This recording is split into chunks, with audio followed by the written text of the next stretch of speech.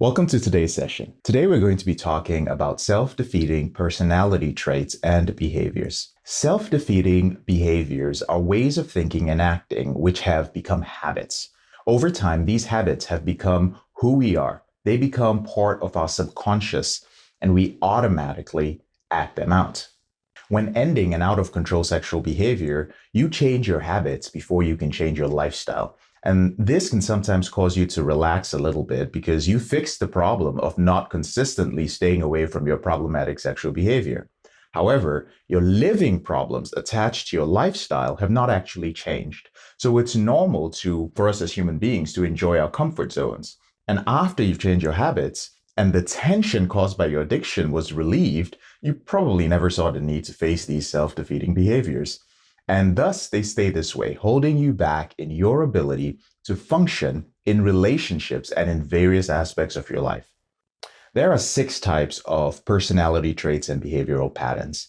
And in reality, there are actually a few more, but for the purpose of this program, I will generalize and focus on the extremes of this behavior to ensure that you can identify yourself within them. The first type is what we call caretakers. A caretaker's self-image is actually based on how much that they can do for other people.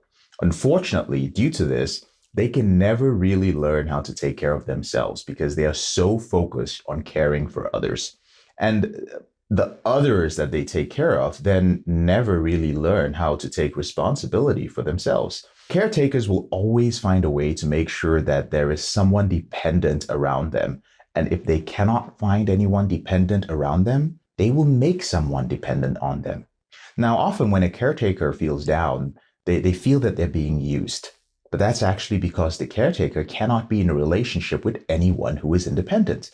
So you will often find a caretaker complaining about other people who use them instead of asking, why do I find myself in this particular situation all the time?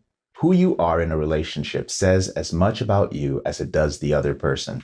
The solution to stop being a caretaker is to allow others to start taking responsibility for their own actions and stop playing God. The next personality trait or behavioral trait is what we call people pleasers. Now, people pleasers base their self-esteem on never making anyone angry because they fear being rejected and they fear being alone. And people pleasers struggle with finding satisfying relationships because of a habit of lying. You may think, well, lying? Yeah. When a people pleaser is asked by, let's say, their spouse, right, how they're doing, their answer is always, I'm fine, I'm doing good, I'm okay, even if they're very upset or even if they're depressed. But a people pleaser isn't fine because he or she doesn't get what they need, and they don't get it because they don't ask for it. And then the other person in their life doesn't know. So they often hope and pray that the other person will somehow magically know what they want. As a result, people pleasers are constantly in a state of emotional starvation, so to speak. Unfortunately, since behavioral habits usually create behavioral patterns, people pleasers often end up with abusive individuals. And if you don't claim your rights, you will certainly cross paths with those who are willing to take your rights away from you. And over the years, I've seen many male clients who are people pleasers, even though in the boardroom or at their job, they are leaders and they seem to not be people pleasers.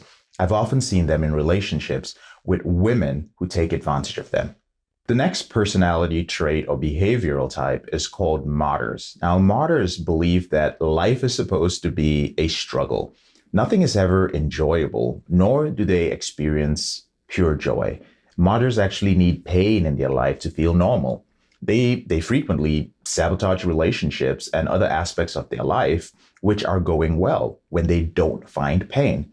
And if you truly believe something, you are likely to accomplish it. And since martyrs believe that life is supposed to be a struggle and you're always supposed to be sacrificing themselves, well, that's exactly what you'll get if you have this personality trait. Oftentimes, martyrs will end up in relationships with passive individuals, and this gives them an opportunity to complain that they have to make all the decisions and they have to do all the work.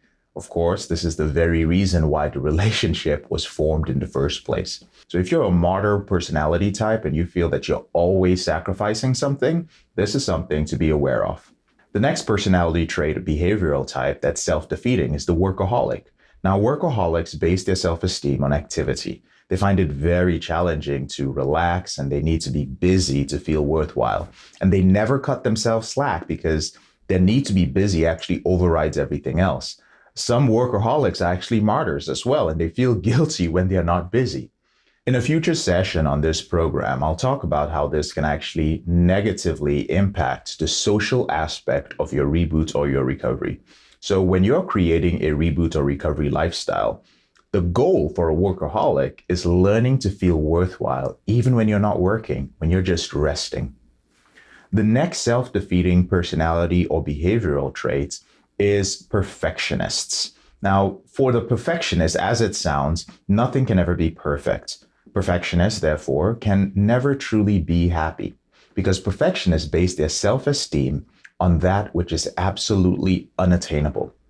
Perfectionist parents, for example, many people may have this experience, the type of parents who ask their children what happened with the B grade. So their kid comes home with 4 A's and 1 B's, and they're like, that's good, but you could have done better and got another A. And since imperfection is all around us, perfectionists never have to look far to find it, unfortunately. A perfectionist has trained themselves to be skilled at finding imperfection and then giving feedback on it, but most importantly, they allow it to control their life. A perfectionist who recovers from their out-of-control sexual behavior is still a perfectionist, and this neurotic behavior will affect their ability to be happy. And accepting that you are a perfectionist or that your perfectionist tendencies affect your happiness is the first step to changing your lifestyle if you have this sort of trait. Learning to live in peace in an imperfect world is the skill to develop, and allowing for flaws in yourself and others leads to an incredible amount of relief. The final type is the uncommitted. Now, this self-defeating personality trait and behavior, individuals who have it base their self-esteem on never making a full commitment to anything. So they are never emotionally committed, and you can never get a straight answer out of the uncommitted. So the uncommitted will usually have multiple relationships at the same time so that they can fall back on one when the others don't work. But secretly, they thrive on the risk of getting caught. Now, the uncommitted only builds relationships with people who allow them to stay uncommitted. So caretakers and people pleasers, those personality traits, those people are often in their lives. And the caretaker will often try to fix the uncommitted, while the people pleaser keeps trying to do things right, and it never works. So the uncommitted can often be worse at this trait once they end their out-of-control sexual behavior due to shame and guilt. Because guilt particularly can convince the uncommitted that if people knew about me and all the terrible things I've done, the terrible things I've watched and masturbated to and so on, they will know that I'm a terrible person and I can't let them know the real me. And so you stay uncommitted. Now, the lifestyle of the uncommitted changes once he learns to stand still. You can learn that commitment doesn't only imply some sort of confinement, but it also has and creates its own unique sort of freedom for you. Now, below this session, I've included an exercise to help you identify your specific personality traits and behavioral types. Remember, in this program, we are changing your lifestyle to a reboot lifestyle. And one of the things that stands in the way of changing your lifestyle is not being able to identify your specific personality traits, both its positives and its negatives. The moment you can identify it and begin making those changes, the rest of this program is going to be so much easier for you. I'll see you in the next session.